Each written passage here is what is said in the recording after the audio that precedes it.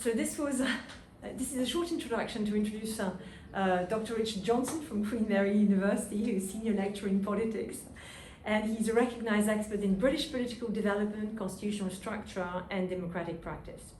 His most recent book, A Skeptical Perspectives on the Changing Constitution of the United Kingdom, is a 2023 edited volume defending the strengths of the UK's constitutional tradition. So we're very honored, second time, to welcome you today in Paris.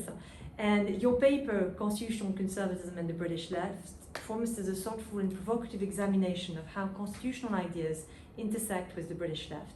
And we look forward to hearing your insights on the matter and us discussing it. Thank you very much. Thank you very much, Catherine. Thank you very much, Laurence, everyone who's here, everyone who's joined online. I suppose you may have thought that was the shortest ever seminar talk you were ever going to listen to.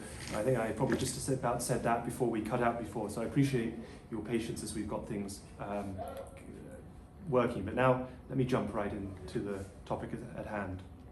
So my talk today, I would like to make the case for constitutional conservatism from a socialist perspective.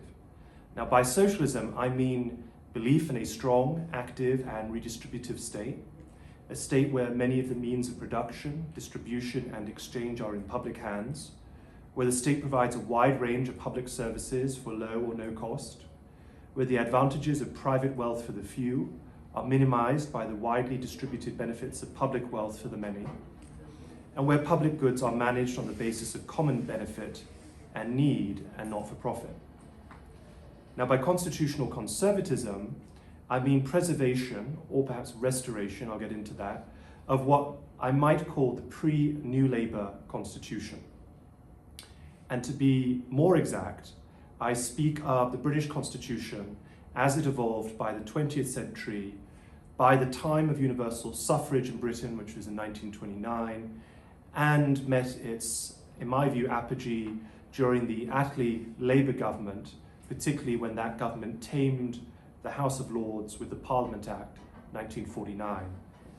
That constitutional settlement continued for about half a century, basically unchanged, with one or two very important exceptions, the most significant of these being EU membership, which I will return to later. Now, the selection of this period in Britain's constitutional history may seem on its face somewhat arbitrary, but in fact, I think there are good reasons to look at this period of time, because this is a period of time where the British Constitution maintained most of the features of what we might call the ancient British Constitution, but those features had really for the first time been sublimated to democratic politics, to the norms and expectations of mass democratic politics. And so you had this moment where you have an ancient constitution and new democracy operating actually together. Now, this constitutional model was defined by a few key principles, namely that Parliament is sovereign, that no Parliament can bind its successor, the British state is unitary, the House of Commons enjoys primacy within Parliament. Now, this model tends to ensure that governing authority derives from one party winning a House of Commons majority, thanks to the first past the post electoral system, on the basis of a policy programme contained in its manifesto. A powerful executive is tasked with legislating for the provisions in that manifesto. Convention dictates that the upper chamber will not block those manifesto promises, and an impartial civil service should be at the ready to implement the government's policies, whatever they may be. There is no codified constitution or system of higher law which can be used by judges to overturn acts of Parliament. Whatever Parliament legislates is ipso facto constitutional. Constitutional conservatism is also I think a descriptive term that accepts, perhaps embraces, many of the dignified traditions, shall we say, that have evolved alongside those more efficient principles of government, and do not see these as necessarily any threat to that efficient side of the Constitution. These include a hereditary monarch as the head of state, an appointed upper chamber, including one that contains members who sit by the hereditary principle, an adversarial lower debating chamber, the sitting of judges as members of the legislature in the form of what were called the law lords, and the old office of the Lord High Chancellor and much else. Since 1997, the British Constitution has undergone a series of far-reaching changes, championed by Labour and Conservative governments alike. Devolution, House of Lords reform, judicial restructuring, restrictions on the power of the executive, the dismantling of the old office of the Lord High Chancellor, the recall of MPs, directly elected mayors, directly elected police commissioners, and the proliferation of various quasi-judicial and non-political bodies all together appeared to forge, as Vernon Bogdanor put it, a new British constitution. Although commentators agree that these reforms were implemented without much of a coherent view of the British Constitution, there was no real sense of a constitutional assembly or constitutional moment, as there is in some countries. I think in general we can say that these tended to contribute to the weakening of the political nature of the British Constitution, especially the central role played by Parliament and parliamentary sovereignty, in favour of a more formalistic and legalistic one, and I'll talk about the differences of that a little bit later on. None of the reforms under Tony Blair, Gordon Brown or David Cameron, I think, delivered a fatal blow against what we might call the political constitution, but in many cases they submerged or stretched its political elements beyond almost all recognition. The power of Parliament became more theoretical and less real, as institutions that fragmented power or obscured political accountability exercise greater practical influence over the policies and decisions which affect people's day-to-day lives. Now, many academics and constitutional commentators welcome these reforms, and they have tended, I think, subsequently to treat many of these reforms, which were quite contingently introduced, as changes that were actually now sacrosanct or almost unquestionable features of a modern constitution. For example, devolution, which at the time, particularly in Wales, was only very narrowly brought in, a referendum of just a few thousand votes in it, has now come to be seen as an unquestioned element of the British Constitution. Indeed, this had bipartisan consensus in 2016. The majority Conservative government went so far as to enshrine that the Scottish Parliament was to be, quote, permanent and could not be abolished by a future Parliament without a referendum consulting the Scottish people. This clause, of course, I would argue, could be repealed itself by subsequent statute, but that is another debate, perhaps.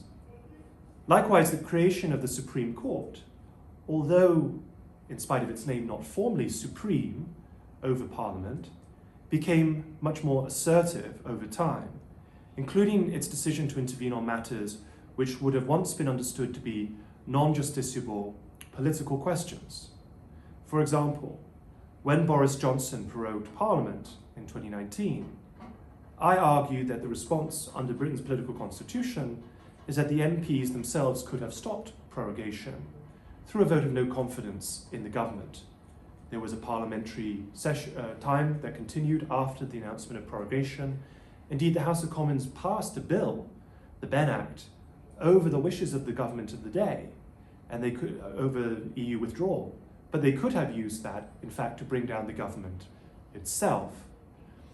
Instead, MPs, I believe, conspired in the transfer of their own power to hold the government to account and handed it over to the judiciary, something that I think required more attention and discussion in the context of the Miller II decision.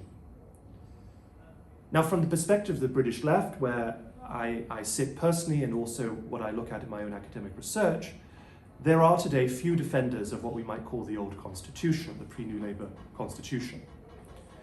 And this criticism manifests itself in a variety of different ways. To some, this is a question of modernity. The British constitution is too old, too vague, too unwritten, too out of step with the rest of the world. It also has elements which appear to be offensive to socialists, whether it is many of those elements of the dignified constitution that I talked about a moment ago.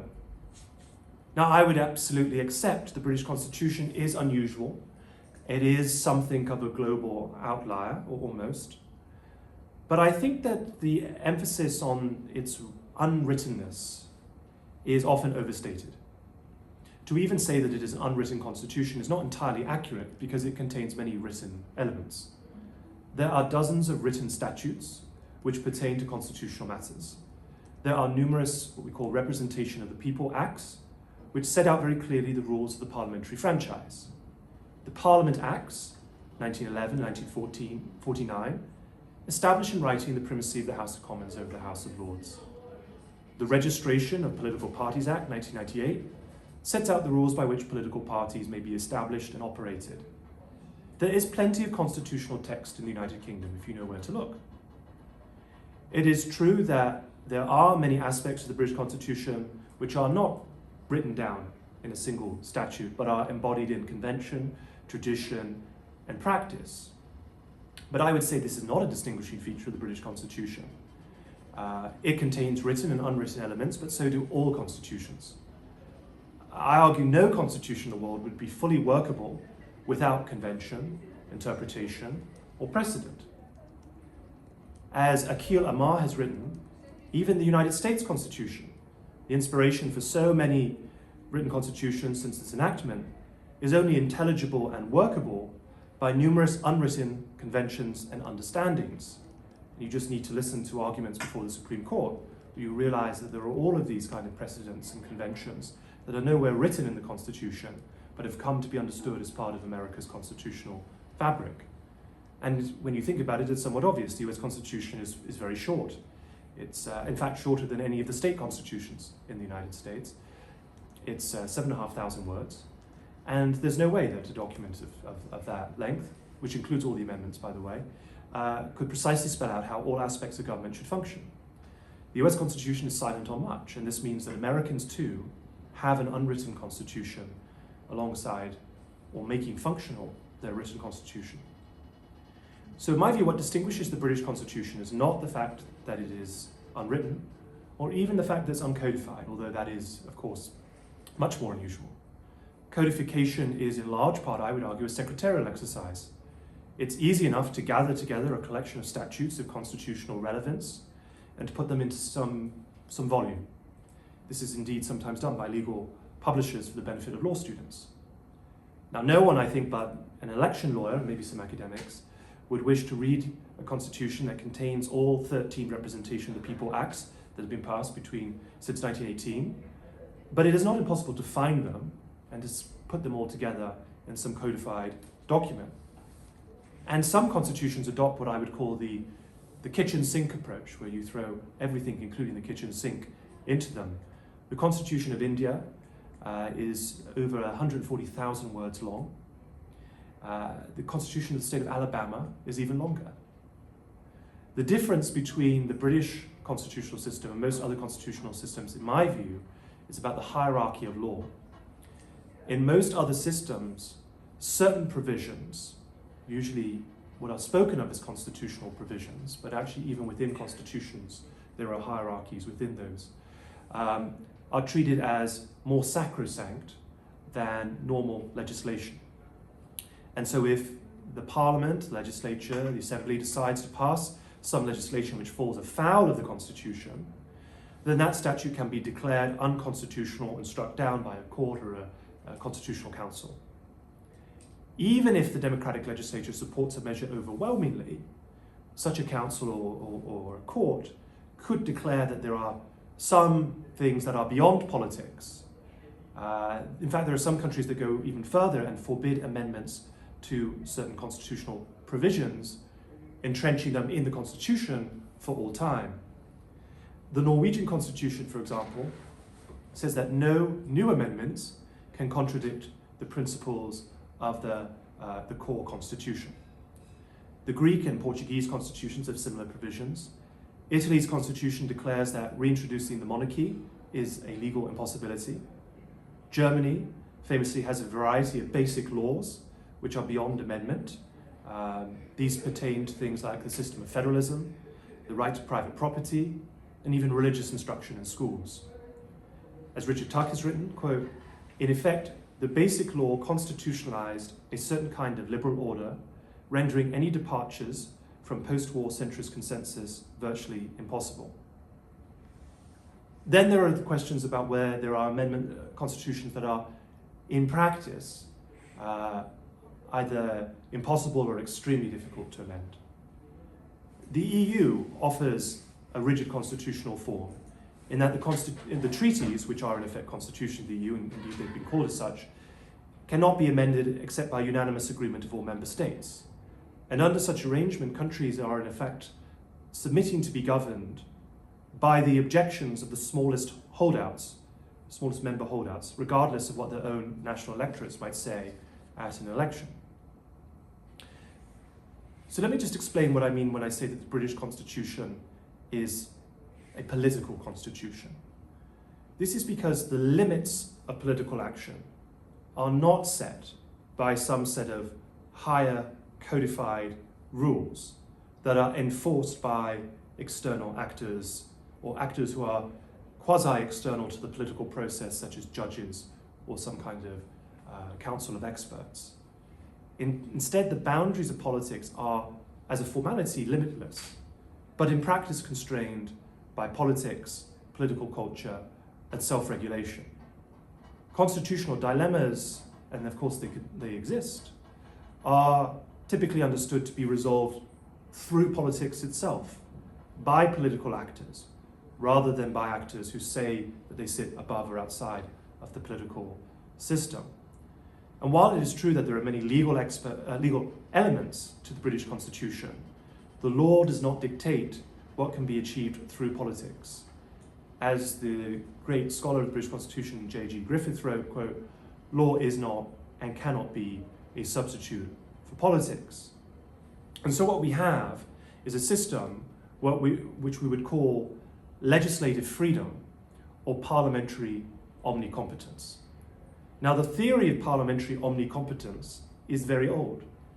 In 1628, even before the Civil War, the jurist John Selden argued, were it established by an act of Parliament, it would be lawful, so it might be made death to rise before 9 o'clock.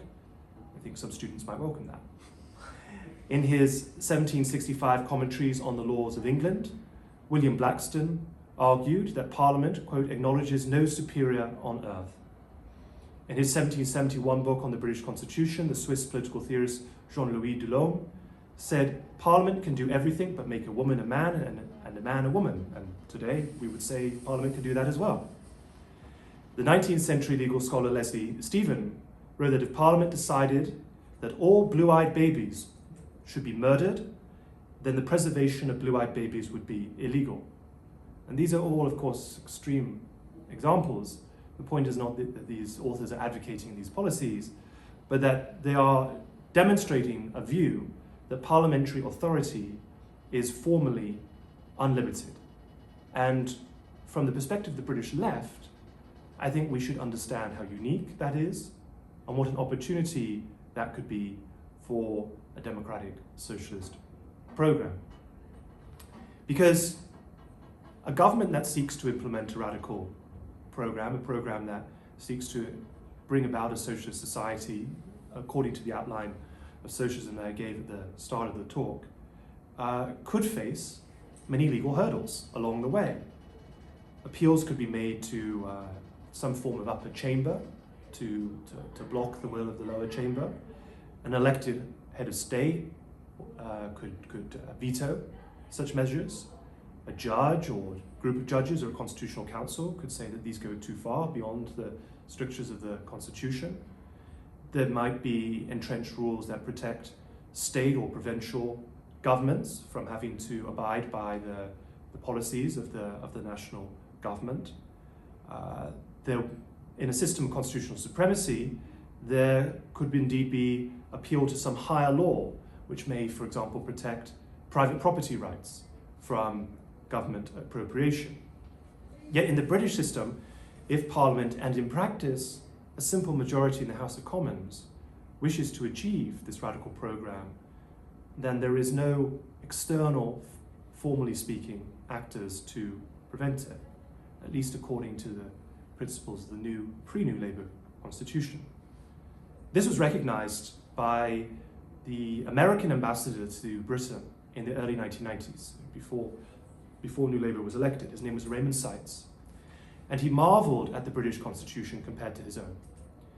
He said, quote, "Coming from a fractious federal background, an American arrives on British shores astonished to find how unfettered a modern British government is. It took me a long time to understand that a British government with a simple majority in the House of Commons can do pretty much whatever it likes. I kept looking for constitutional checks and institutional balances that could stay the will of the British government, but I could find none." Ambassador Seitz's astonishment was understandable, for in the United States, there is an exceptionally high number of what we would call veto players.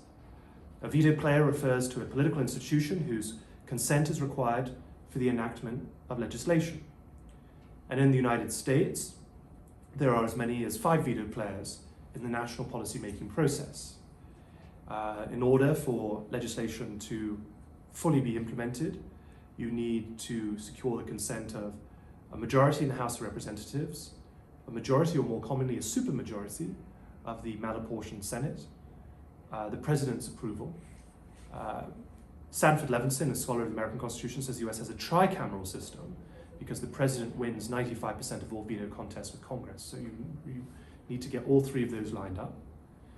Then legislation is often subjected to judicial review in the Supreme Court, so it must withstand that scrutiny.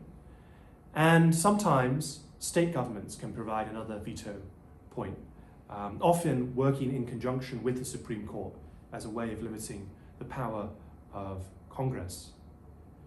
In contrast, in the British Constitution, there is one effective veto player, at least in my assessment, and that is to secure a majority in the House of Commons.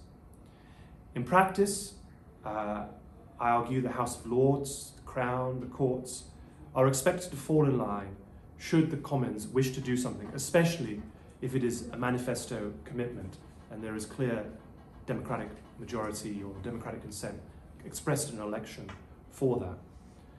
The absence of veto players has real implications for policy making. I contrast the ease of establishing Britain's National Health Service to the many challenges that Barack Obama had when he tried to implement a modest public health insurance reform, which was the expansion of the Medicaid public health insurance program to his Affordable Care Act in 2010.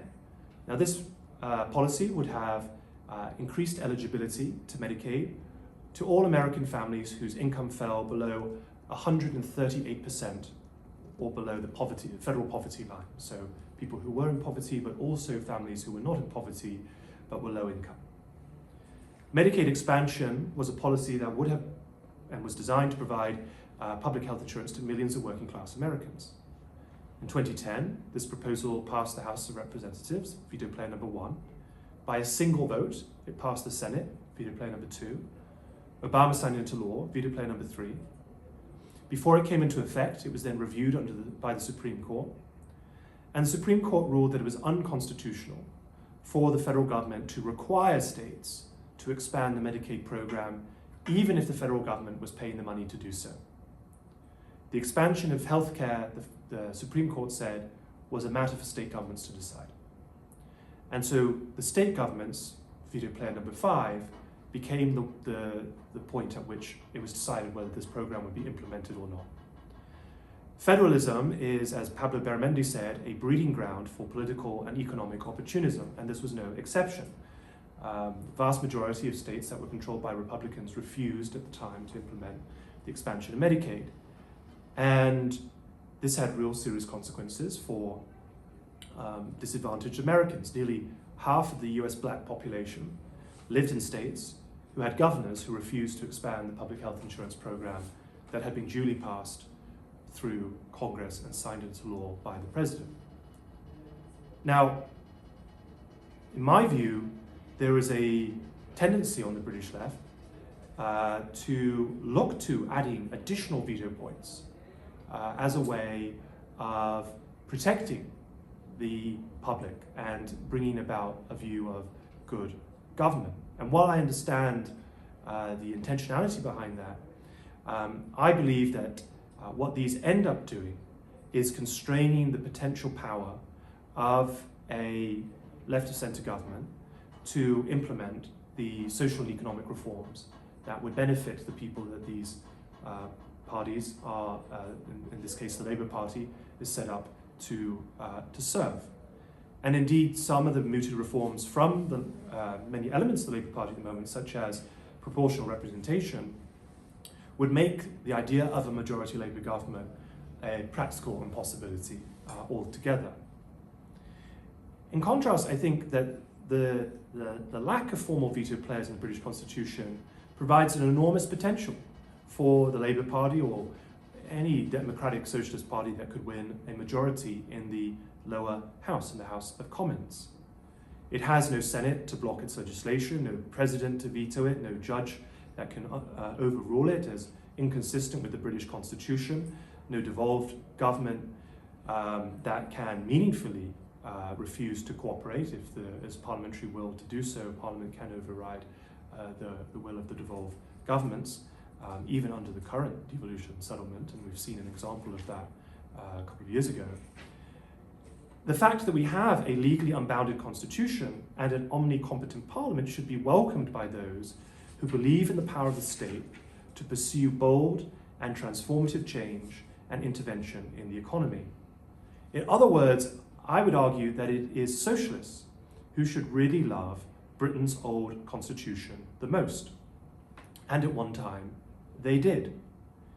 In his 1919 book, Parliament and Revolution, the future Labour Prime Minister, Ramsay MacDonald, who became the first Labour Prime Minister, argued that the British Constitution offered the promise of enormous power to a future Labour government that could secure a Commons majority. He wrote, "A parliamentary election will give us all the power that Lenin had to get by revolution. And such a majority can proceed to effect the transition from capitalism to socialism with the cooperation of the people, not merely by edict. If the government has the country behind it, it will stand no humbug in Parliament." Stafford Cripps, who was Attlee's Chancellor, the Labour Finance Minister from 1947 to 1950, said, quote, "Our constitution is not based upon any fixed or immutable laws, nor do we require any special procedure to change it. And this so-called flexibility is our greatest asset." Labour politicians like Clement Attlee, the post-war Prime Minister, or Nye Bevan, the founder of the National Health Service, understood the transformative potential of the old British Constitution. Indeed, of course, there are many public health care systems around the world, but the particular model of the British Health Service is quite unusual. And I would argue that it is a product of the uniqueness of the British Constitution. Because to socialise the entire healthcare system in the UK, which involved the appropriation of private and local hospitals into public and national hands with no compensation, the Attlee government simply needed a majority in the House of Commons.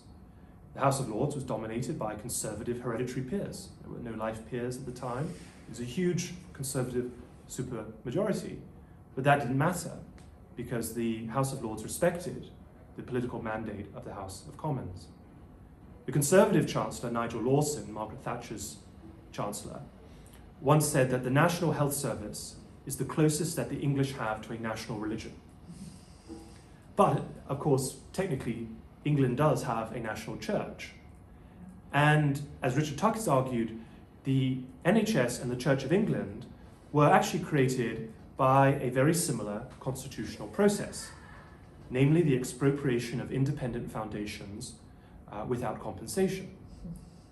Attlee's nationalisation of the hospitals followed the same constitutional logic as Henry VIII's dissolution of the monasteries, which was actually legislated for through Parliament, through the suppression of Religious Houses Acts of 1535 and 1539. Indeed, it used to be the right of British politics who were the main constitutional reformers, particularly at this time that I'm talking about in Britain's history, this time when we have universal suffrage and mass politics and most of the vestiges of the old and ancient constitution. Politicians on the right used to refer to Britain as having an elective dictatorship, a model that ensures governments have formal capacity to do, in their view, whatever they want. Now, I would argue that what this system should not be feared from a democratic perspective. Indeed, I think that systems that tend to gridlock and legislative chaos and a lack of response to social problems can often produce anti-democratic and anti-system responses. This was identified by the London School of Economics academic Harold Lasky, writing on the eve of the Second World War, when of course many countries were succumbing to fascist and communist systems, where he said that democracy requires, quote, the drama of positive achievement to retain its faith from the people. And so having a system that makes it easy for government to govern, I think, is not something that we should fear from a democratic perspective necessarily. Of course, these things have to be nested in political and cultural context, but it's something that can be seen as a democratic strength. Now, I would argue that this elective dictatorship line was a partisan critique. It was from the right. It was first articulated by a Conservative cabinet minister called Quintin Hogg, who also is known as Lord Hailsham, Viscount Hailsham. And he said it during the 1966 general election when the Labour Party won a massive majority. He said, quote, of all the democracies, Britain is the nearest to elective dictatorship. And this was a charge that Hogg would repeat many times, always when Labour was in power rather than opposition, over the years to come. And to Hogg's chagrin, he believed that Labour governments were using their majorities in the House of Commons, sometimes very slim ones, to nationalise industries, reorganise education, and strengthen the hand of the British worker against employers. And Hogg looked around desperately for someone to stop Labour from implementing these policies. But even the House of Lords, which still, again at this time, had Conservative supermajorities, mostly people who were there because their fathers were there, refused to get in the way of the Labour majority in the House of Commons. Hogg lamented, Parliament has become virtually an elective dictatorship. Its legislative powers are unlimited and cannot be questioned. He said that in 1967 after the 66 election. And then the year after that, Hogg repeated his charge, but this time he said that Britain needs a constitutional convention. He said it should be chaired by, quote, some elder statesman of universally respected character, possibly thinking of himself, I don't know. And he needed to see that this convention would put into effect principles that would restrict the unlimited legislative power of Parliament. So he proposed the establishment of regional parliaments that would have their own policy competences that would be independent and autonomous from those of the central government, i.e. bringing in federalism. He wanted to see a British Bill of Rights that could be used as a higher law that could limit parliamentary legislation. And he wanted the judiciary to be able to override acts of parliament that the judges deemed to be, quote, unconstitutional or passed without adequate debate. And he also advocated for fixed-term parliaments. These reforms, he argued, would ensure that a government which enjoyed the confidence of the House of Commons could be stopped from implementing its agenda when these judges, the guardians of the Constitution, felt that these policies went too far. So Hogg's solution to elective dictatorship was, in effect, rule by unelected experts. Now, Hogg's vision, I'd say, has not been fully implemented, but ironically, perhaps, it was the new Labour government which came closest to embracing Hogg's constitutional vision. And still today, I think we see that that is the spirit of constitutional reform from within the Labour Party. There is a fear still that a majority in the House of Commons can enable the government to do anything and everything, and that's certainly the way that I've been talking gives that impression. But I would qualify this now by saying this is both at once true and false. Yes, the British Constitution does afford Parliament complete legislative freedom in a formal sense. Parliament could vote tomorrow to confiscate the properties of the wealthiest individuals in the country. It could also, a Parliament of a different complexion, could ban trade unions. Yet at the same time, there is a very significant, I would argue, check in the British Constitution to prevent this action, and that check is the electorate. Governments rely on the confidence of MPs to govern. And this is not a trivial or technical point, I think it's an essential one. And MPs, in turn, rely on the voters to stay in office. And should voters make it clear to their MPs that they are not pleased with the direction of the government, then MPs will either revise their support for that government, or, as is in fact often the case, force the government to change direction in advance of the next election. Because those MPs are aware that failure to do so means that those MPs might lose their jobs. And MPs, I think, have a rather keen sense of self-preservation. I think there are three major political constraints that hang like a sword of Damocles over any government. One is the threat of electoral defeat. The second is a vote of no confidence in the government and Parliament. And the third, and in some ways one that's been most activated in recent years, is the removal of the Prime Minister by his or her own MPs. These are all what I would call democratic checks on the legislative freedom of Parliament.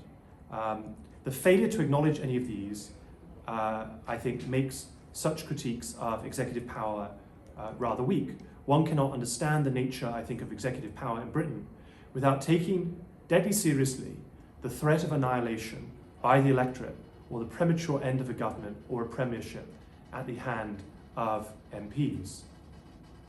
Now, I think what's happened since the 1990s is that many on the left have been willing to sign away this parliamentary omnicompetence in exchange for limiting the power of Conservative governments as well. This is in effect, I think, the trade-off between the old and the new British constitutions. The further Britain moves away from the old constitution, the less likely it is for parties actually of either the right or the left to implement their programme without limitations.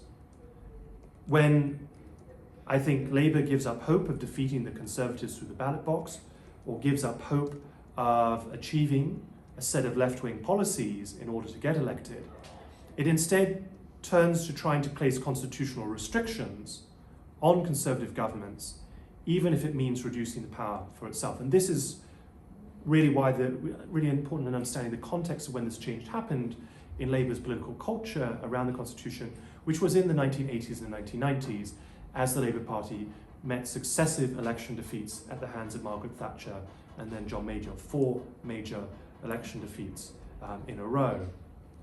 It is also, I think, explains the mentality of many on the British left to what had been Britain's membership in the European Union. I don't have time to go through the potted history here, but it's worth emphasising that the Labour Party was the mainstream Eurosceptic party in Britain from the Schuman Plan and its rejection of the Schuman Plan right up until the late 1980s. And I think that change happened where the Labour Party lost confidence that the British people would elect a left-wing government, but what they could see in the EU was an opportunity to restrict the excesses of right-wing governments. But not everyone in the Labour Party was converted to this. Tony Benn, Labour minister and long-standing MP, maintained his position throughout his life and throughout his parliamentary career. In the 1991 debates over Maastricht, I think there's a really interesting intervention that Ben makes in that speech, which I'll read. This is Ben speaking. "We are discussing whether the British people are allowed to elect those who make the laws under which they are governed. The argument is nothing to do with whether we shall get more maternity leave from Madame Papandreou than from Madame Thatcher. My next job, therefore, is to explain to the people of Chesterfield, his constituency, what we have decided. And I will have to say to them first, my dear constituents, in future you will be governed by people whom you do not elect and cannot remove, and I'm sorry about it. They may give you a better crèche and shorter working hours, but you cannot remove them. But the important thing about democracy is that we can remove, without bloodshed, the people who govern us. We can get rid of a Callaghan, a Wilson, or even a right honourable lady by internal processes, obviously speaking about Thatcher. We can get rid of the honourable member for Huntingdon, John Major. But that cannot be done in the structure that is proposed. Even if one likes the policies of the people in Europe, one cannot get rid of them. And so, as Ben expressed, he saw membership in the European Union as requiring the acceptance of a hierarchy of law for the first time, as he saw it in the British Constitution, because what had happened was that the Parliament that voted in 1972 to take Britain into the EU had bound its successors into a legal regime. And a subsequent Parliament could not repeal EU law with which it disagreed on a law-by-law basis.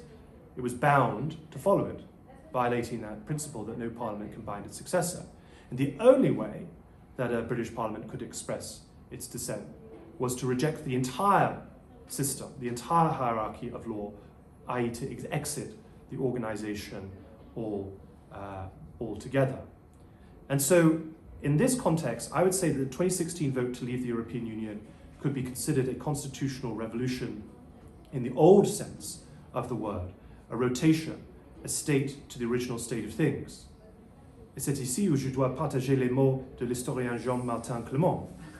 Il a dit, dans les années 1760 et 1770, le mot révolution est employé pour parler des renversements politiques dans toute l'Europe. Le principe traditionnel qui renvoyait à la rotation, à désastre et au retour à l'origine ne disparaît pas pour autant. Dans l'impression qui s'installe, révolution qualifie défavorablement les réformes entreprises par Louis XV et ses ministres conduits par Maupeou. So, in this sense, we would see Brexit as a restoration of the principle that there is no hierarchy of law under the British Parliament. So, as I want to sort of bring this to a close, I think one of the really important but subtle differences between what we might call crudely the political constitutionalists and the legal constitutionalists, or the believers in the old versus the new British Constitution, is over the culture of politics itself. Legal constitutionalists emphasize using process to arrive at a correct or well-considered judgment. In the legalist understanding, politics, at least in certain respects, is a technical exercise, or an exercise where it has a more consensual character. For them, the intense adversarial culture of the House of Commons is to be lamented. Prime Minister's Question Time is, under this view, a national embarrassment. Government should be composed of several parties, not one. Parties that decide to put aside their differences and work together. Political constitutionalists are more likely to see the clash of ideas as central to democratic politics. They are inclined to see politics as war by peaceful means, and Parliament is the body which contains and facilitates great fights. Elections under Britain's electoral system are structured often around two grand competing visions of the future, or at least this is the idea that they should be. And the spoils of war, the right to rule, go to one decisive victor. This is a vision of politics which was prized deeply both by Margaret Thatcher and Nye Bevan, the founder of the National Health Service. According to his biographer, Michael Foot, who himself was a Labour Party leader, Bevan had acquired, quote, a deep respect, almost love, for the House of Commons. It was a place where proper use of its possibilities could be used so that poverty could win the battle over property without bloodshed. Bevan came to regard Parliament as the most precious political instrument in the hands of ordinary people. Foot himself was a great believer that politics was a battle of ideas, and he celebrated that clash. He cited a Conservative Prime Minister, Benjamin Disraeli, who once said, quote, "Above all, maintain the line of demarcation between the parties, for it is only in maintaining the independence of party that you can maintain the integrity of public men and the power and the influence of Parliament itself." If constitutional changes were to be made, Michael Foot said, quote, "All reforms which are made should be designed for the purposes of ensuring that the real argument between the parties is able to come out into the open on the floor of the House of Commons." Foot warned against ill-judged constitutional reforms. He said, "Above all, we must not take measures which will drain away the political vitality of this place. If that is done, something will be destroyed, which will be very difficult to recreate." So, in conclusion, to end the legislative freedom of Parliament is to end the political constitution. It is to turn judges to the ultimate arbiter of what is allowed within politics and what is not. It is, in effect, changing the title deeds of the guardianship of the British Constitution, in my view, from the British public to the judiciary. For democratic socialists also like myself, I believe that the threat really does not come from what we might call the dignified constitution, the unelected House of Lords or the King, but empowered elites, judges, central bankers, commissioners, other vested interests, who use the respectable veneer of following the rules or proceduralism, or even the language of liberalism itself, to limit the powers of government and ultimately to limit the power of the British people to decide how they should be governed. Thank you very much. Thank you. Yeah, thank you very much. I got loads of questions. So do I. Good. So, in fact, it's in fact also I'm really pleased because in fact you were able to give the paper in a longer version than the one I had already. So in fact you had more time to make your point, which is brilliant. Laurence, if you want, you can start. But no, I don't want to. I did. And we still have people on Teams as well. Yes, yeah, absolutely. Yeah, they might have questions, and you'll be the one seeing it. Yes, I can see it. So if people put hands up, then I can try and navigate that as well. You can do everything at the same time. So my first question here is the fact that in what you're saying, I think, is that both on the left, if you've got a number of architects of the old constitution, so you go to Foot or Ben, we could add Gaitskell in the same way, and on the right you mentioned Disraeli, but we could put Thatcher, I think too, definitely. I think that what you've got are a number of politicians who've got political deference for the old constitution, and who understand it in a way which is that for them, they understand that the system itself is difficult to understand. That it's like that what is uncodified, especially a number of conventions, but also a number of ways of being, including in Parliament, not only conventions, are like the glue or the air of this old constitution. And opposed to this, you've got, as Martin Laughlin says, at the end of the 1960s, the coming of the judicial review, which introduces the legal constitution, and then the other side, which is the experts and who actually try and impose something. So fundamentally, I think that the problem today, and what perhaps also you're referring to after the vote on the EU in 2016 is coming out, is this tension between what would be direct democracy and parliamentary democracy, which is badly understood. So that's my first question. And it's like as if the old politicians understood parliamentary democracy and the new ones don't understand the working of their own constitution, including the new generation of politicians coming with New Labour. Because the way they got rid, for example, of the office of the Lord Chancellor was the best way of seeing that they did not understand or the importance of the role itself.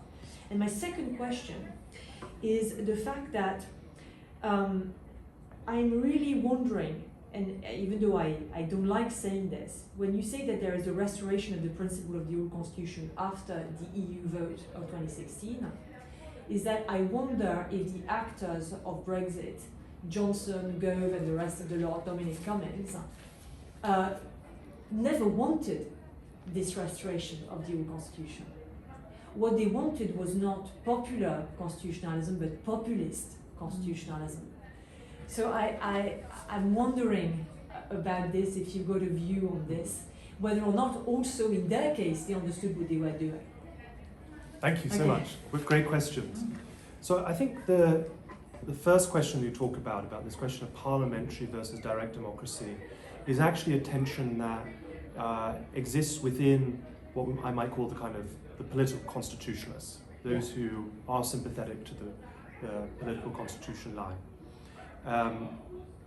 And this was, in fact, in my book with Yuan Yuzu, Skeptical Perspectives book, a tension that we had with, in fact, one of the contributors who contributed a chapter on non-parliamentary decision-making, popular decision-making. So this was Richard Tuck, who I talked about, who is a political constitutionalist. And I asked Richard if he would write a chapter about citizens' assemblies and referendums. And I assumed that he would write a chapter that would be, I actually assumed, perhaps naively, that he would write a chapter to be critical of both. Because as a political constitutionalist, I see that these decisions need to be made within the forum of Parliament itself.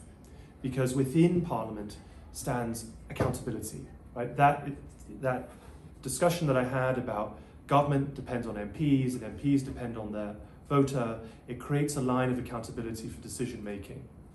When you have other bodies that make decisions, it's difficult to know who to hold to account. When you have a citizen assembly that makes a decision and the government says we will follow what the citizen assembly says, who do you punish if things go wrong in an electoral sense? Do you punish the government? The government said we're just following the citizens assembly's rules, but the citizen assembly is no more and was never perhaps elected in the first place. Perhaps it was chosen by sortition or lottery or something like that. So there was no even mandate for them, they were just chosen randomly. So Richard Tuck agreed with that view and took that view in his chapter. However, he took a different view on referendum. So I'm a skeptic of referendums. Yeah. Especially in the parliamentary structure. Yeah, because for me it's the same problem. Yeah. If you have a referendum and the government says we will abide by the referendum, even if we don't agree with the referendum outcome, and things don't go right, who do you hold to account? Yeah. This is, of course, the whole issue with the exiting of the EU, was that you had a government under David Cameron that was that put forward a referendum to leave, even though the government's position was to stay. Then it was replaced by Theresa May, who had campaigned to stay. And then you had some people in her cabinet who had campaigned to stay and others who had campaigned to leave. And who was to be held responsible for the direction of the implementation of that referendum result. So for me, those decisions ought to be made by Parliament. Richard's view in his chapter is that if there are issues where there is effectively a cartel forms by the parties, that it means that the public don't have a choice in an election. So obviously the system also means that the public should have a clear set of all competing visions. And if there is a lack of that, the parties basically take the same view, then you need something to break the impasse and to instruct the parties to do something that parties would not otherwise do. And my view is you should do that through the party system. Through the internal mechanisms of the party, you advocate for a position, you try to change the position of the party internally. But Richard saw the referendum as a device to break through that impasse. But it's interesting, it caused that chapter, which I think it's an amazing chapter. Richard has such vast knowledge of political theory, caused some of our harshest criticisms. There was a a review written by a young academic called David Klemperer called More Bonaparte than Bajot. And so, you know, his argument particularly seized on the referendum point, which argued that this was a more populist rather than parliamentary vision of the political constitution. I have to say that in some respects, I think the review was in some ways it's a little over the top, but I can see that with the referendum. But that's a debate that we're having sort of among political constitutionalists. On your second question about what did the drivers of Brexit want in terms of constitutional reform, I mean, I have met and know some of the individuals now, subsequent to the Brexit referendum, who have been quite interested in the political constitution work that I'm doing and do profess an interest in that. And on the right, I mean. And I'm always interested in how far that actually goes. And I think it's interesting that for some, they've been totally consistent over time. Others, their view has changed now that a Labour government is in power. Yeah. And now they're more interested in looking at ways to stop this notion of the kind of unfettered power of Parliament, or indeed the House of Commons in particular.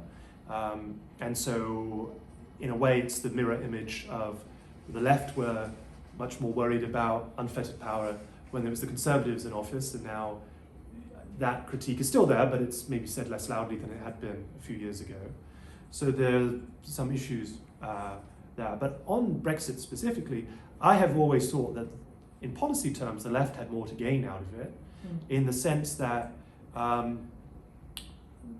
the various restrictions, rather whether real or to some extent imagined, that this hierarchy of law created, meant that, particularly when it came to questions of economic planning and state aid, a British government that was really willing to go in a different economic direction had more freedom and liberty to do so without facing challenge under the ECJ and EU competition rules and questions about procurement and so on. Now, I have to say, the French are very good at kind of getting around a lot of this, and there are ways, of course. I know my friends, pro-EU friends on the left, talk about ways you can couch this in terms of language of national security and environment and things like that, and I understand that. But if a government were really willing to try and show, in effect, preference to its own domestic production, and to have a really quite a different economic, but more traditional left-wing economic model, I think that's much more open and was much more sort of readily what would have been a kind of direct policy outcome of Brexit had the left been willing to seize that. And I always thought that, well, actually, one of the several, but one of the main reasons why Brexit became such a mess is that the right-wing advocates of Brexit were like the dog that caught the car. Yes. Didn't know what to do with it. Yes. Because actually, in fact, many of the economic powers that were returned to the British government as a result were powers that were more consistent with a sort of statist view of economic planning. Yeah. And I think that surprised them. And then there was an internal debate within the Conservative parties, what do they do about that? And there were some who said, okay, well, maybe we actually become a more statist party, but the general sort of, I say, the soul of the British Conservative Party took it away from that. And, you know, ultimately they are much more inherently free market. Yes, that's right. Yeah. Yeah, thank you. Super. Yeah, perhaps there are questions. I don't know, online. Do we have any questions online? I don't see. The problem is that they were saying, one of my students was saying that they could listen, but not as well. Not interact. Yeah, not interact. Well, I've got more questions. I mean, Laurence. Okay. You mentioned Brexit being a return to this non-hierarchical structure of the European. Yes. Are you actually implying that the European project, as it was conceived, was a non-starter for that reason, that the acquis communautaire could not sit on top I think from the perspective of the old British Constitution, now there are left-wing arguments that could be made for being in the EU. I don't want to say that being in the EU is compatible with left-wing politics. I think to make that work, you have to. The position of the Labour Party, if you go back, say, to the Schuman Plan, where actually even a lot of this kind of fundamental constitutional stuff was being discussed by the Attlee government at the time, the Labour Party issued a policy document called On European Unity, where it said that no Labour government that had the prospects of forming a majority under the British parliamentary system should accept a field of supranational law in which there was not a Labour majority or a socialist majority. And so the Attlee government's view was I think if you interpret it in one way, you could say, well, then maybe the way that you address that is that you fight to have a socialist majority across Europe, and then you transform the EU to be a vehicle for those policies that you want, right? And I think that there's a tradition of left-wing pro-Europeanism that takes that view and sees that the fight is to be had at the European institutions and structures. But there's also a view that was a strong one on the British left, and including one that Tony Benn articulated in that, which is that ultimately that kind of simplicity of the British Constitution in terms of the lines of accountability, and also where decisions about what the limits of politics should be ultimately are decided in the first instance perhaps through the rough and tumble of Parliament, but ultimately each general election in Britain is in effect the election not just of MPs, but election of a new constitutional assembly. The UK Parliament is almost as if Britain has a continuous constitutional convention underway. And in Benn's view, that opened up the possibility of a more radical form of politics than a politics that operated, he was responding to the Maastricht Treaty, but whatever the constitutional arrangement might be. An alternative view could be, say, well, you could try to create a constitutional order in the EU that maybe this hierarchy isn't a problem, because in fact this hierarchy could in fact entrench a more left-wing form of politics. And I think where Labour came to in the 1980s and 1990s in that pessimism was a sense that if the British public keep voting these Conservatives in, then this may be this set of what Tony Benn talks about in terms of these policies. Maybe this is the best we can get, so we hold ourselves to that instead. Okay, thank you. If you've got a question, if not, I've got another one. Yeah, in fact, I was wondering at the beginning of the talk, you actually, of course, you have mentioned Attlee and the 1949 Parliament Act, but I was actually thinking about it. I was thinking, don't you think that really that battle, that this idea, that the fact that this sort of pre-Labour constitution, even though they were not, of course, yet in power, was the Parliament Act, and especially the new liberal ideas, which were actually set up at the time as the People's Budget, because it was more or less at the creation of the Labour Party. So I was wondering why you chose 1949 and not 1911. Yeah, so I mean, I guess in terms of my starting point in this, and like going back and forth on this, and as I think about revising this for something for publication, trying to think about the starting date, I think for me the starting date is either 1928-29, when Britain has universal suffrage, or possibly is 49. I think 1911 is too early because we haven't had enfranchisement for women, and also the poorest members of the working class, men, don't get the vote until 1918 as well. So I probably could start this and say this is a story of a constitution that existed basically from 1929 to 1997. But I just think with the Parliament Act 1949, it's the sort of, for me, it's the last major battle over that establishes the primacy of the commons, and it's over a very important issue, which is over the nationalisation of steel. Yeah. Because it's the House of Lords which, until that point, had acquiesced with the nationalisation of the mines and the creation of the National Health Service and the nationalisation of the railways and road haulage, all these different things. And then it came to steel and it said this is a step too far. And the Attlee government said, no, this is something we're absolutely committed to. And it's of course also in that background, and they're successful. They passed the Parliament Act and then they quickly nationalised steel. And this happens just before the Schuman plan and the original meetings in June of 1950.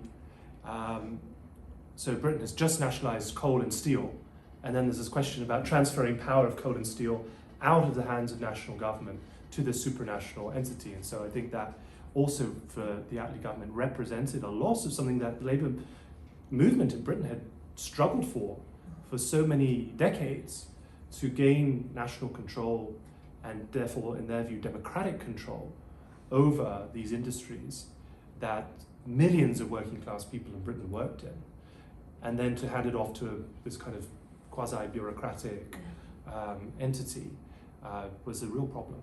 Durham miners. The Durham miners will not wear it. Yes, exactly. Yeah. Yeah. But then, in fact, if you're, I mean, I can understand why you start the story there, but you're going to have a whole chunk of the story in which, fundamentally, I mean, you know, a lot of it is happening under the Conservatives. Yeah.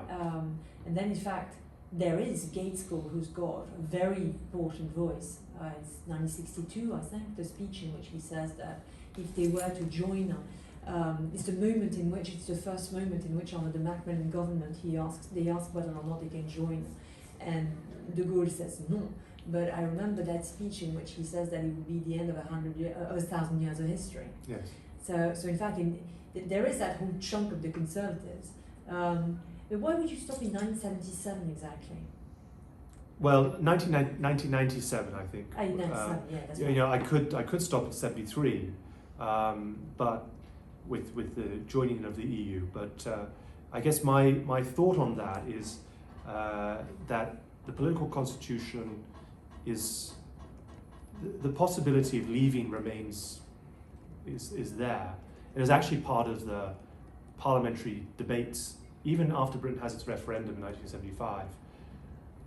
The position of the Labour Party remains, by 1983, is still to leave. And so, if Labour had won the 1983 election, it had actually already, I'd only found this out by going through some archival material, had already sent a team to Brussels to begin discussions with the Commission about the process of the negotiations of Britain leaving the common market.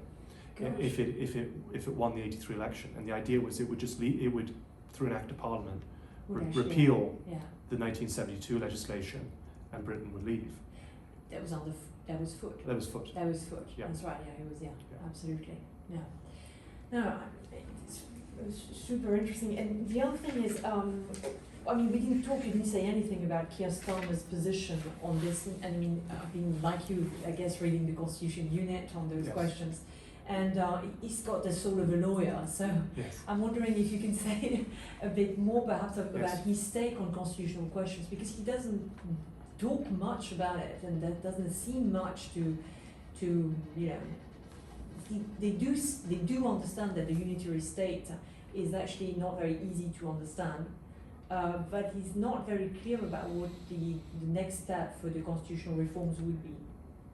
Yes, so when he was leader of the opposition, he commissioned the previous Labour Prime Minister Gordon Brown to do a review of the Constitution. As I understand it, Gordon Brown took this and ran with it much further than the Starmer team expected or wanted him to do, and created this extremely lengthy review document proposing all kinds of really very, very profound changes to the British constitutional order. I think it was met by some in the Starmer team with some embarrassment, and it's effectively has been shelved since Labour came into office. In terms of constitutional reform, there have been only a couple. since Labour came in. One is that the government has legislated to remove the hereditary members of the House of Lords. Now, the curious thing is that it was actually, in the post-war years, it was the Conservatives who often advocated for House of Lords reform, and Labour that opposed it. So in the 1950s, it was the Conservatives that brought in this group, the life peers, those who were not there for generations, but were for the life of the person appointed. And actually, and this was also, the Conservatives brought in the right of women to sit in the House of Lords as well. And curiously, many quite left-wing Labour politicians opposed this. And they didn't like the introduction of life peers. And even some Labour women MPs who were left-wing and feminists, one of them being Jenny Lee, who was the wife of Nye Bevan, herself was a distinguished Labour parliamentarian minister on the left of the party, opposed women sitting in the House of Lords, because the view was that if you reform the House of Lords and it starts to have a meritocratic culture or a meritocratic image, then that will actually empower the upper chamber to assert itself against the lower chamber. So the sort of socialist position on the House of Lords is keep it unreformed, and this was the view of Herbert Morrison, Attlee's deputy, the one who talked about Durham miners, who said it is the absurdity of the House of Lords that is its democratic safeguard, or to abolish it entirely and to go to a unicameral parliamentary system, as is the case in many of the Scandinavian countries, for example. Both of those views I personally think are, they make sense to me. Reforming it is seen to make it more of a threat to the Commons. But that's one of the reforms that Starmer's done. Another that's been announced, which is much more minor, is that they're going to end the direct election of these police commissioners that were brought in by the Conservatives under David Cameron. And then the big debate, of course, now in Britain is over the membership of the ECHR. Yes. Or what to do about membership in the ECHR. And it's interesting, of course, this is all tied in to the debate on immigration, although when the Attlee government was very ambivalent about the ECHR, ultimately they decided to join, but they did get a concession about private property taken out, which was then put back in by Winston Churchill when the Conservatives came into office. But it's interesting that the current Starmer government is saying that we are going to pass domestic legislation that will instruct British judges about how to interpret the convention when it comes to asylum cases. And this, in a sense, is an assertion of the British political constitution and parliamentary sovereignty. And of course, it doesn't address the issue of if the case were to go to Strasbourg and what you do about that, but it does say something about how within as a matter of British law, Parliament is in effect telling judges what to do. So that's quite interesting, and that shows something about how actually I think once Labour has come into power, it's recognised that there are certain advantages of this political constitution that for the last 14 years so many in Labour had been criticising, but it was because it was in the hands of the Conservatives. Of course. Yeah. Yeah. Perhaps I've got another question. I mean, in his last book, or not the last book, when the one that Bogdan wrote on the Constitution after Brexit, he actually advocated what would be a Royal Commission to codify the British Constitution. What do you make of this? Because the Royal Commission would not be outside of the boundaries of the of Parliament, but still, I mean, would there be? Is it possible? Even though you said that in fact a codified constitution would be possible, I wonder how long it would take. I mean, I wonder if in fact it's not something which is dangerously irrational for such a system. Yes, so Bogdan and Gordon Brown as well both argued this, and they argued it really more in not about the hierarchy of law point, although Brown did a bit, but more in the sense of, I think, a point that you've been making, Catherine, which is about ensuring that the public know what the Constitution consists of. Yes. And sometimes the advocates for a codified constitution say, well, the value of a codified constitution is that any citizen can pick it up and read it and find out how the government is designed and set up and how it is meant to be. And therefore also when there are, let's say, when the politics around constitutions could potentially be exploited, you can use it in a way to say, well, no, actually, this is the way it's meant to be set up. The issue with that, I think, is it does create an overly rigid form, even if you say, well, this is just, in effect, a kind of guide. Because the problem with that is either it's literally just a little handbook that has no weight beyond itself, in which case it's just purely an academic exercise, or it is something that has stronger and higher legal effect that can be used against political actors. Right? And then there becomes the question about, well, what goes in it and what doesn't? What is sacrosanct and what is not? I think I can say this now because it's after the election, but before the election, I was asked in my role as not as a Labour person, but as a constitutional expert, to speak to members of the previous government who wanted to pass a law, or considering passing a law, that would require a referendum before there was any major constitutional change in Britain. And I said to them, I said I did not think this was a sensible idea, and I said, what counts as a major constitutional change? And they said, well, you know, if creating an elected House of Lords, for example. I said, okay, but where does I said at the time, it's abolishing police and crime commissioners, actually, what the Labour government has just done through legislation.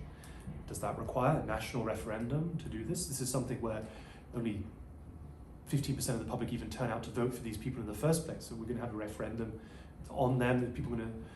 So he said, well, we'd have to make a list, you know, of what is actually a major constitutional change. I said, well, once you start to do that, you're in effect creating a kind of codified constitution, and then you're starting to create a system which you don't support. They didn't want a codified constitution that can then be used to limit politics. And I said, look, you know, this government, the Conservative government at that time, implemented a couple of major constitutional changes, but one that I did mention earlier, which was the Fixed Term Parliaments Act, which when they came into power in coalition with the Liberal Democrats, they said they took away the Prime Minister's power to call an early election.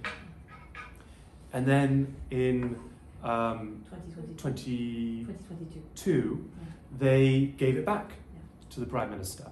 And that was just through normal statute, normal legislation. In fact, as it happened, both in the 2019 election, both Labour and the Conservatives pledged to bring in that reform. So it actually had consensus, which was, I think, actually quite important. But they didn't do it, they didn't need a referendum. So I said, you would then have had to have a referendum. And I said, I think you might have lost the referendum, actually. Yeah. And you wouldn't have been able to do that, even though you could see the problems that it had caused by taking that. So I'm not saying that I was the reason they didn't go ahead with it. I'm sure they spoke to many people. But that's the problem I foresee. Once you start to try to create a codified structure, even a very simple one, is it becomes the Pandora's box. Yes, absolutely. Yeah, and I'm going to be the devil's advocate, and I'm going to take one last question to myself, because we finished, but in fact, I completely agree with what you said, but in fact, I'm thinking, okay, if we try and actually be the devil's advocate and look at things in a different light and say, okay, the main problem about the flexibility of the Constitution is that it allows people like Boris Johnson or Liz Truss to actually abuse the system and to actually use precisely the uncodified structure and the air that you breathe in order to actually decide what needs to be done. And I'm wondering here, especially about Russian interference at the general election of 2019, which has been now accepted, and I'm wondering about whether or not such a structure is not liable to what is going to be major abuse from actors who do not understand the historical value of it. And that was my question as well, so I just completed Farage question mark. Yeah, exactly. Okay, yeah. Look, it's a good question. I think the first thing to say is, as someone who's interested also in comparative politics, this is a discussion which I'm not trying to say would apply in every political culture, right?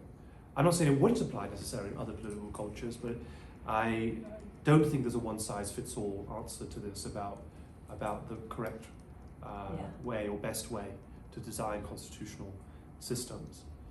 Of course, the political constitution demands and requires restraint by political actors, not to push things too far. It also requires constant scrutiny on people who hold that power, because the real checks on them are political checks. But I think that's why, for example, the adversarial nature of British politics is actually really important. It's actually a very important check. And when I hear people talk about how, what they like is a House of Commons chamber, which is a rounded chamber where you don't have Prime Minister's questions, that you have a more civilized, sensible. Well, actually, no, I think the rough and tumble of British politics and that back and forth and the intense scrutiny that the Prime Minister receives is of constitutional significance. I think also having a very robust press and a culture of journalism that's not deferential is important. And again, people complain about, say, tabloid political culture in Britain. In some respects, I recognize and share that. But also actually having very hard-hitting journalism is another way that you put on those restraints. And people say, well, it's all very amorphous, it's all very potentially unreliable.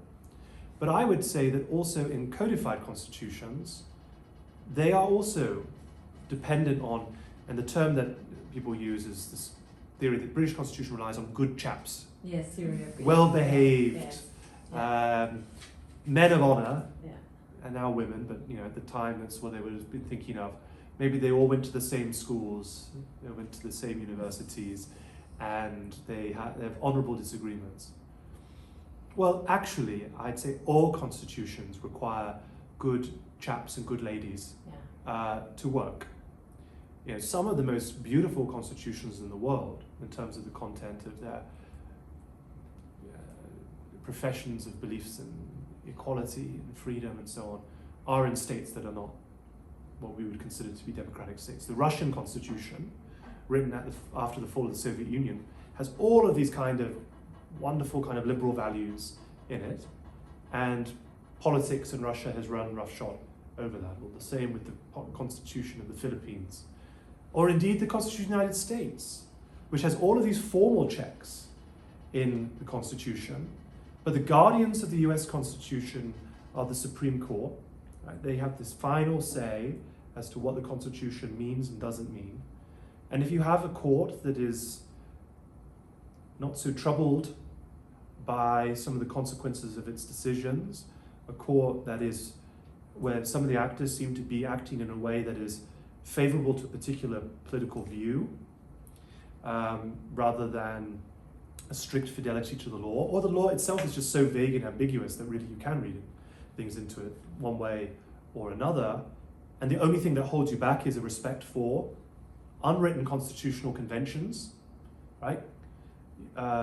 Why did the Supreme Court in 1992 uphold Roe v. Wade? It wasn't actually because the judges on the court, by that point, there was a conservative majority in 1992, in this case called Planned Parenthood versus Casey.